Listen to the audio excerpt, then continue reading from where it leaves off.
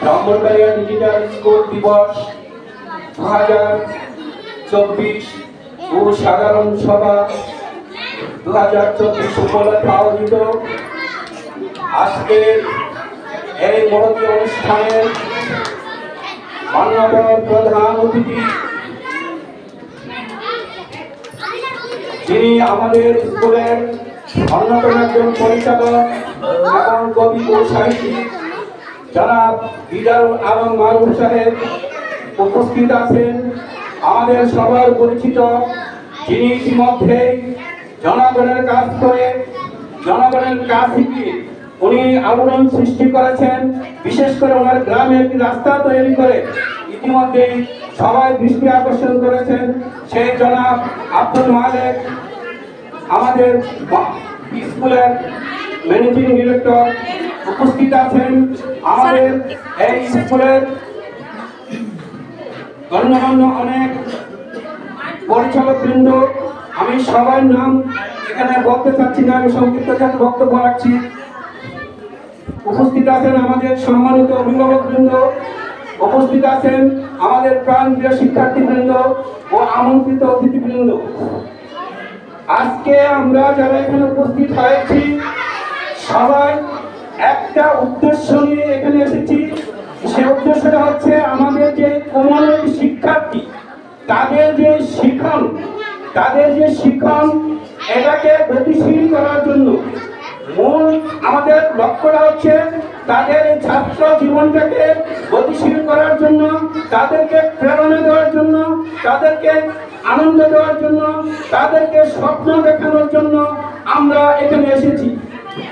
আমরা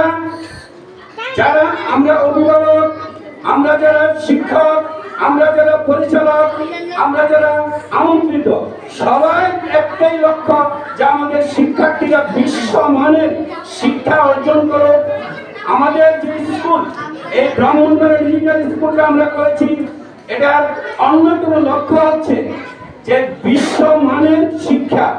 আজকে যে শিক্ষা ব্যবস্থা নিয়ে সরকার অত্যন্ত পরিশ্রম করছেন, কিভাবে শিক্ষাটাকে বিশ্বমানের করা যায়, কিভাবে শিক্ষাটাকে নৈতিক শিক্ষার সাথে সমন্বয় করা যায়, কিভাবে শিক্ষাটাকে ডিজিটালাইজ করা যায়, কিভাবে শিক্ষাটাকে একটা স্মার্ট শিক্ষা ব্যবস্থা করা যায়, সেজন্য আজকের যে শিক্ষামন্ত্রী সহ আজকের আমাদের সরকার অত্যন্ত পরিশ্রম করছেন এই নতুন করে একটা শিক্ষা ব্যবস্থা এই আমাদেরকে উপহার দেওয়ার জন্য।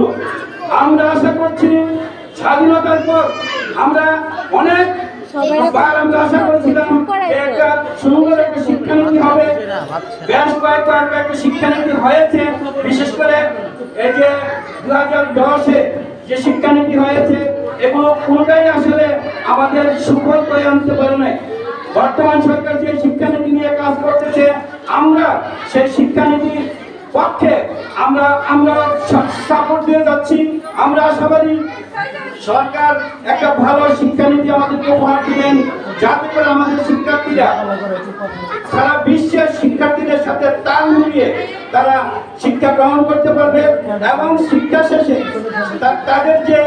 তাদের যে কর্মজগৎ সেটা হবে ওয়ার্ল্ড ওয়াইড। তারা পৃথিবীর যে কোনো দেশে গিয়ে তারা সম্মানজনক চাকরি করতে পারবে। আমাদের দেশের প্রায় 50 লক্ষের উপর যে লোক বিভিন্ন দেশে যে চাকরি কিংবা ব্যবসা করছেন, এর মধ্যে অধিকাংশই মানসম্মত যে কাজ সেটা ওইখানে যে পাচ্ছেন না। কারণ এখান থেকে মাস্টার্স পাস করে যাচ্ছেন, উচ্চ শিক্ষা নিয়ে যাচ্ছেন, যা সাধারণ শ্রমিক হিসেবে কাজ করতে হচ্ছে। কারণ আমাদের শিক্ষা ব্যবস্থাটা ছিল ত্রুটিপূর্ণ, এটা বিশ্বমানের ছিল না। এটাকে যদি আমরা বিশ্বমানের করতে পারি, পৃথিবীর যে কোনো দেশে গিয়ে সেই শিক্ষাটাকে দিয়ে তার কর্মজীবনটাকেও সুন্দর করে সাজাতে পারবে।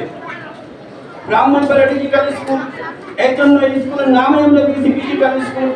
আমরা স্কুলের যে শিক্ষা কারিকুলাম এটাকে আমরা ডিজিটালাইজ করার জন্য আমরা অক্লান্ত পরিশ্রম করে যাচ্ছি। আমরা আশাবাদী আমরা আমাদের নিজস্ব কিছু কারিকুলাম দিয়ে এই স্কুলটাকে একটা মডেল স্কুল হিসাবে দাঁড় করাতে সক্ষম হব।